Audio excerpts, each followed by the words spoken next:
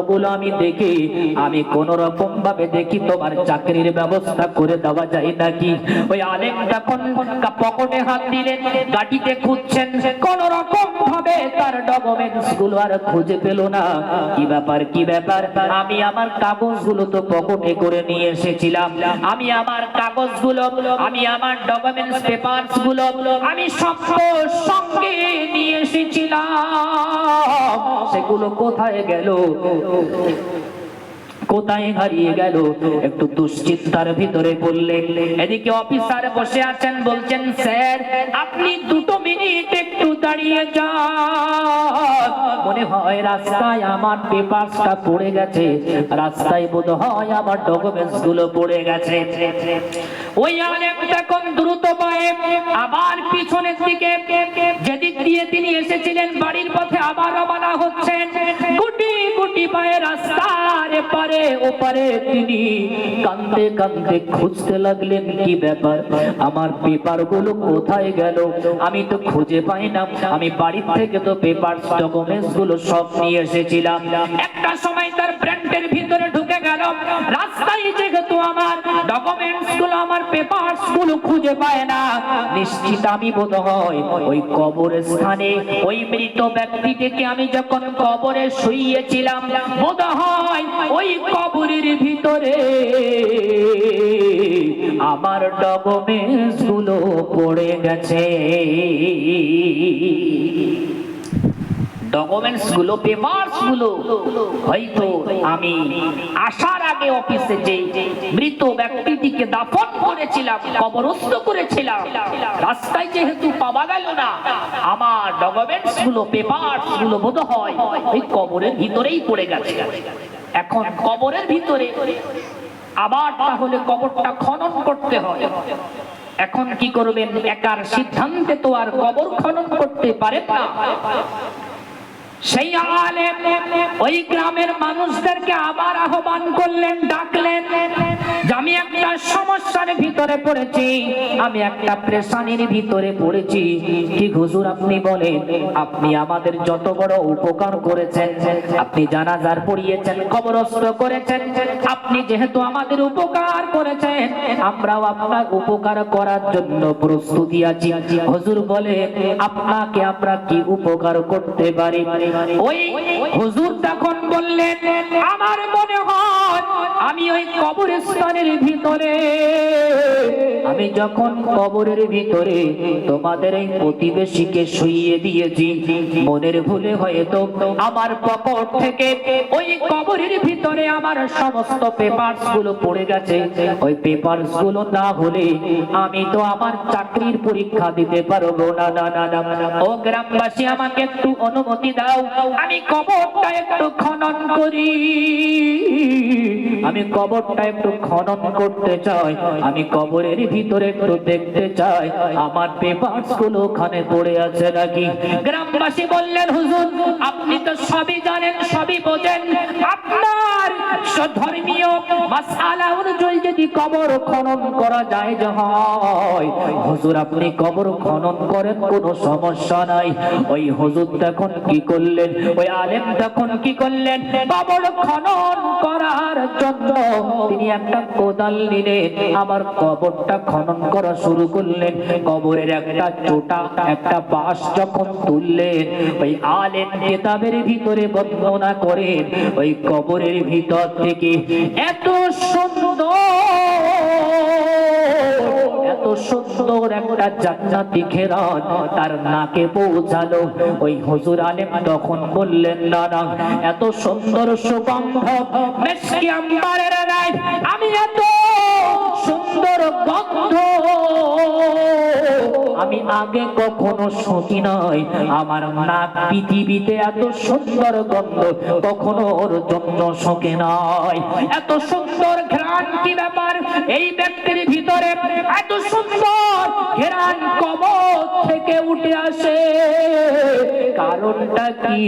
ওই আলেম বিভ্রান্তে পড়ে গেলেন, কি ব্যাপার আমরা সবে মাত্র কবরস্থ করেছি, এখনো 20 মিনিট সময় মূল্য না, এই 20 মিনিট মিনিটের ভিতরে এই কবরটার ভিতর থেকে এত সুন্দর ঘ্রাণ আমার নাকে আসলো। কারণটা কি? হুজুর আবার সুন্দর করে আদবের সঙ্গে সমস্ত বাঁশ খুঁটি গুলো একটি করে সরিয়ে উপরে তুলে দিলেন। দেখলেন ওই হুজুর আলেম বন্দনা করেন। আমি দেখলাম তার কবর থেকে এত সুন্দর জান্নাতের ঘেরান বইছে, আর সুন্দর একটা তাজা ফুলের তোড়া তার গলার ভিতরে সুন্দর করে পেঁচানো। তার নাক দিয়ে টপ টপ করে পানি পড়ে, তার কপাল দিয়ে পানি পড়ে, যেন সবে মাত্র কেউ একজন দিয়ে গেছে। আর তার ওই ডকুমেন্টস গুলো, তার ওই পেপার গুলো ওই মৃত ব্যক্তির একেবারে মাথা ধারে রাখা আছে। একেবারে মাথা ধারে দেখে কাগজ পেপারটা রয়ে গেছে। ইমাম সাহেব ওই হুজুর আলেম দেখুন কবর থেকে ওই পেপারটা তুললেন, ওটা তুলে পুকুরের ভিতরে আবার রেখে গ্রামবাসীকে বললেন, গ্রামবাসী কবরটা আবার বন্ধ করে দাও। যেমন ভাবে কবর দেওয়া ছিল একই ভাবে আবার কবরটা পুনরায় দিয়ে দাও। এবার ওই আলেম ওই হুজুর তখন চিন্তিত হয়ে গেলেন, না না, আমি আর পরীক্ষা দিতে যাব না, আগে আমাকে উদ্ধার করতে হবে। এই মানুষটা নিশ্চয়ই দুনিয়ার জমিনে এমন কোন ভালো আমল করেছিল যে আমলটা আমার আল্লাহ দরবারে অনেক পছন্দ হয়েছে। ওই আমলের কারণে বোধহয় আমার আল্লাহ পাক মৃত্যুর পর পরে তার কবরটা জান্নাতের টুকরা বানায়া দিয়েছে। একবার চিল্লায়া বলুন সুবহানাল্লাহ। ওই আলেম গ্রামের মানুষদেরকে আবার ডাকলেন, ডাক দিয়ে বললে, আপনাদের এই প্রতিবেশী পৃথিবীতে কি এমন আমল করত, কি এমন ভালো কাজ করতো, একটু আমাকে বলো। আমিও ওই আমল করে মৃত্যুর পর পরই একটু জান্নাতি হতে চাই।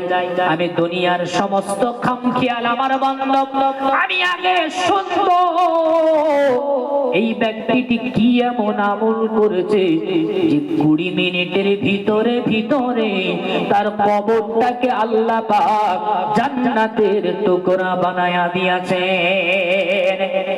গ্রামের মানুষেরা বললেন, হুজুর এমন কোন আমলের কথা তো আমাদের জানা নাই, কিন্তু আমরা তো প্রথমেই বলেছি আমরা মূর্খ মানুষ, আমরা অজ্ঞ মানুষ, আমরা ধর্ম সম্পর্কে জানি নাই, আমরা কোরআন পড়তে জানি নাই।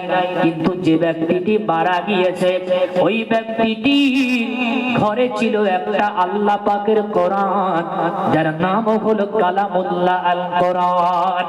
ও তো কোরআন পড়তে পারতো না, কোথা থেকে লাইব্রেরি থেকে একটা কোরআন নিয়ে ও বাড়িতে রেখে দিয়েছিল, আর দৈনন্দিন চোখের পানি ছেড়ে ছেড়ে ওই কালামুল্লাহ কোরআন আল কারীমের প্রতিটা অক্ষরের উপরে হাত দিয়ে দিয়ে দিয়ে দিয়ে চোখের পানি ছাড়তো আর বলতো, আল্লাহ আপনার কালাম সত্য, আপনার কালাম মিথ্যা নয়, আপনার কালাম সত্য, আপনার কালাম মিথ্যা নয়। দৈনন্দিন ওই ব্যক্তিটি দৈনন্দিন আল্লাহর কোরআন আল কারীমের উপরে অক্ষরের উপরে হাত দিয়ে দিয়ে চোখের পানি ছাড়তো আর বলতো, আল্লাহ এই গ্রামের ভিতরে এই সময়ে আমাকে কোরআন শিখিয়ে দিবে এমন কোন তো মানুষের সন্ধান আমার জানা নাই। আল্লাহ পাক আমি কোরআন পড়তে পারি আর নাই বা পারি, আমি তোমার কালামুল্লাহকে অনেক বেশি মহব্বত করি, অনেক বেশি ভালোবাসি। একবার চিল্লায়া বলুন সুবহানাল্লাহ। ওই আলেম ওই হুজুর তখন বললেন, না না না, আমাকে আর বলতে হবে না, আমি বুঝতে পেরেছি ও যে পৃথিবীর জমিনে আল্লাহর কোরআনটাকে মহাব্বত করত, ও যে ভালোবাসতো, পড়তে পারতো না, তারপরও যে কোরআনের উপরে অক্ষর বোলাতো। ওই জন্য আমার আল্লাহ পাক মৃত্যুর পরপরই তাকে জান্নাতি ঘোষণা করেছে। একবার জোরে জোরে বলুন সুবহানাল্লাহ। দরুদ আল্লাহুম্মা সাল্লি আলা সাইয়্যিদিনা মাওলানা মুহাম্মদ ওয়া আলা আলি সাইয়্যিদিনা মাওলানা মুহাম্মদ। ইশার আজানের সময় হয়ে গেছে, আমরা সকলে মসজিদে জামাতে নামাজ পড়ব। পরপরই নামাজের পরে মুফতি সাহেব হুজুর আসবেন, তিনি আলোচনা করবেন। আমরা সকলে নামাজ সেরে আবার মজলিসে চলে আসব।